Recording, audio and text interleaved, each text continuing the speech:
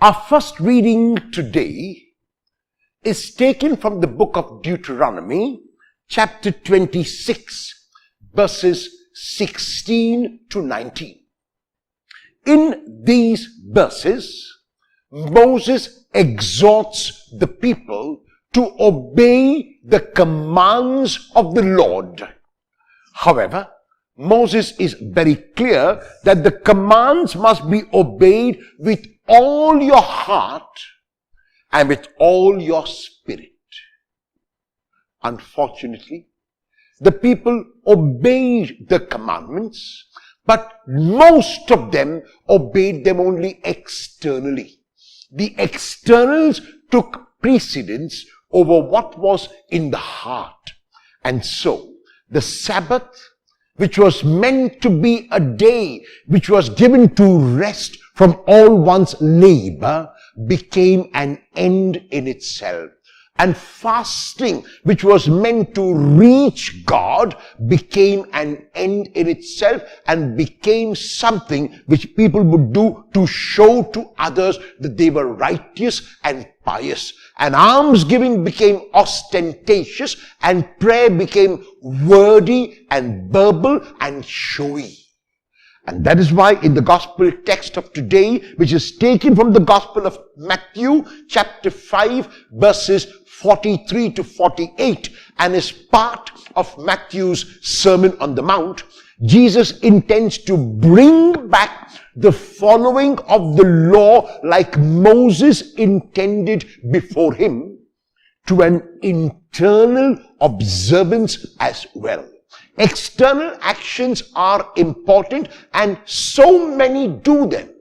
But what is more important than the external action is the internal disposition from which my actions flow. And that is why in the gospel text of today, Jesus says how it was said in the old that we must love only neighbor. And Jesus says, no, you cannot merely love your neighbor. If you are to be a son or daughter of God, you are to love everyone. And the love which you have must not be a love which is barter exchange. Barter exchange means trade. We go to traders to do barter exchange. We go to the mall or we go to the supermarket for barter exchange. But when we deal with people, whether it is the members of our family, whether it is outsiders, whether it is relatives, whether it is friends, there cannot be barter exchange. There cannot be in love. You give me and I give you. You scratch my back, I scratch your back. If you give me something, I will give you something in return. That is not called love. And Jesus says that everyone is doing this.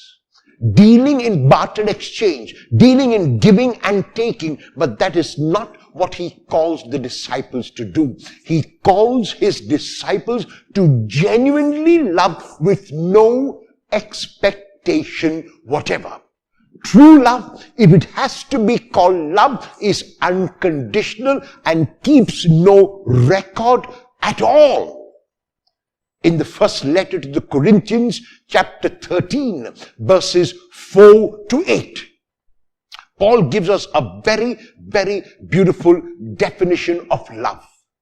My own definition of love is very simple. In it I say, in love, there is no I. There's an L as we write it in English, and an O, and a B, and an E, but there is no I. Jesus ends the gospel text of today in Matthew chapter 5, verse 48, when he exhorts us, when he challenges us through these words, you therefore must be perfect as your heavenly Father is perfect. And when we read this verse, when we read these words, we ask ourselves, how is it possible for us to be as perfect as God? Because God is God. So what does Jesus mean when he says, you therefore must be perfect as your heavenly Father is perfect? The word perfect comes from the Greek teleos. And the word teleos has to be translated undivided in love. So what Jesus is saying, like the Father loves unconditionally, like the Father is undivided in His love for you, so you must love unconditionally and be undivided in your love for everyone. When was the last time you performed an action with no expectation whatever? Will you attempt to perform 3 such actions today?